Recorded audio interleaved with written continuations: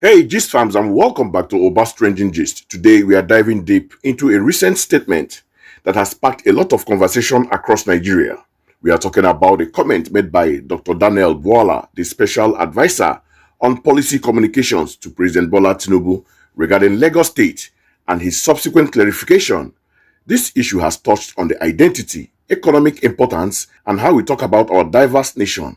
So let's get straight into it. It all started during an interview on our Rise News Daybreak program.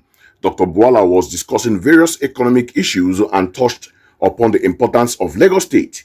It was in this context that he made a statement that quickly drew attention. So here is a snippet from the interview. So sit back and listen closely. Let me tell you why Lagos State is different. Lagos State is a no man's land. In the last election, the president who comes from the southwest did not win Lagos. That tells you the cosmopolitan nature of Lagos State. Secondly, the richest man in Africa is a northerner. His business is not in Kano, it's in Lagos. Almost every rich man that you know in Nigeria has business undertaking in Lagos. And the Nigerian people are represented in Lagos. You go to Lagos, if not because probably majority of the people are Yoruba speaking, you will wonder whether Lagos indeed is from the southwest. London has but more... does this negate the fact that other regions also want to have their own hubs? Let me land. London has more investment than the entire states in England put together. New York has infrastructure, all investment, more than all the states of the, or more than the rest of the states in the United States, including California. Paris has more investment than anywhere. So in every country, wherever you find the commercial nerve of that country, you are likely to see the need to put infrastructure in place in order to boost the economy of that country. Whatever Lagos benefits the country. So the idea that you put more in Lagos than in other states of the federation should be put into proper context. Lagos is a no man's land. Lagos is the hub of Nigeria. Lagos is the pride of the country. Lagos is the beacon of economic growth of the country. Lagos State is a no man's land. Those were the words Dr. Bwala used. He went on to explain his reasoning, highlighting the cosmopolitan nature of Lagos and even citing the last election result where President Tinubu did not win Lagos despite being from Southwest. This statement, as we can imagine, caused quite a stir, particularly among those who identify Lagos as historically and culturally Yoruba land. Recognizing the potential for misinterpretation and the strong reactions his words generated, Dr. Bwala quickly issued a clarification. So let's break down what he said in his follow-up statement. Dr. Bwala's clarification aims to put his earlier remark into proper context. He emphasized several key points. First, he explicitly stated that culturally, historically, and constitutionally, Lagos belongs to the Yoruba people, and that has never been in contention. The unique identity of Lagos as a Yoruba homeland is settled and beyond dispute. This directly addresses the heritage aspect that many found offensive in his initial no man's land comment. Secondly, he clarified that his intention was to highlight Lagos' role as a major commercial nerve center, not just for Nigeria but for West Africa. He compared it to global cities like New York, Paris, or London, noting that it provides a level playing field to strive for all Nigerians regardless of their origin. In this sense, he argues that Lagos mirrors the diversity of the nation. Finally, he concluded by stressing that his argument was for massive investment in infrastructure to sustain the economic and social responsibilities Lagos has shouldered on behalf of Nigeria, because it is the heartbeat of the nation's development. This positioned his original comment as a call for strategic investment rather than a dismissal of local identity. So, but let me put it exactly the way Bwala posted it on his app. He said, and I quote, "Don't misinterpret what I said in my interview of this morning.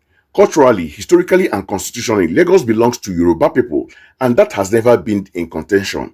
The unique identity of Lagos as Yoruba homeland is settled and beyond dispute.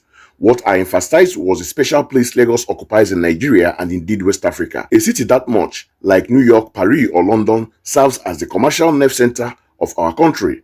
Lagos provides every Nigerian, regardless of origin, a level playing ground to strive, and in this sense, it mirrors the diversity of our nation while remaining firmly rooted in Yoruba heritage.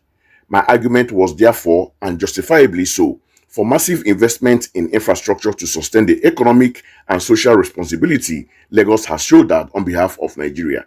Any president who truly seeks to succeed must critically support Lagos, not because it is no man's land, but because it is the heartbeat of the nation's development. Res judicata. He ended it there. That's the end of quotes. Now, let's offer a critical take on this whole situation. Dr. Daniel Bwala's initial no man's land comment, despite his subsequent explanation, was undeniably problematic. In a country as diverse and often sensitive about ethnic and regional identities as Nigeria, such phrases can easily be misconstrued, regardless of the speaker's intent. Lagos, while a melting pot, has a clear indigenous Yoruba heritage that cannot be overlooked. To refer to it as a no man's land inadvertently diminishes his historical and cultural foundation. His clarification, while appreciated for its attempt to correct the narrative, almost felt like a necessary backtrack. It is clear that the backlash prompted a more articulated and careful explanation, which frankly should have been the initial communication. The comparison to global cities like New York or London are valid in terms of economic activity and diversity, but even these cities have strong underlying historical and cultural identities. The crucial takeaway here, for me, is the power of language in public discourse, especially when coming from a high-ranking government official. Every word matters, and even when trying to make a point about economic importance or national unity, care must be taken not to inadvertently step on historical or cultural sensitivities. Dr. Bwala's intention, as per his clarification, was to advocate for Lagos, but the initial delivery created unnecessary friction. This incident serves as a powerful reminder for all public figures about the importance of precise and respectful communication, always keeping Nigeria's complex tapestry of identities in mind. So, gist fam, that's my take on Daniel Bwala's comments and his clarification. What are your thoughts? Do you think his explanation was sufficient? Did the original comment cause unnecessary controversy? Let me know in the comments below.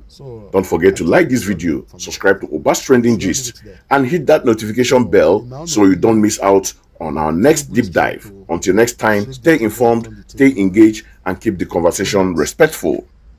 It can pave way for other people, those who support him. Yeah. Professor Yemi Osinbajo is still in APC. He haven't joined any political parties or anything. So I believe he will be coming for one term, come 2027. So we should sit back and watch and tell Tinubu, yes, we are waiting for him. Either Yemi Osinbajo or no. Or my support still goes to Obi for equity, justice, and fairness. Obedience. Hello.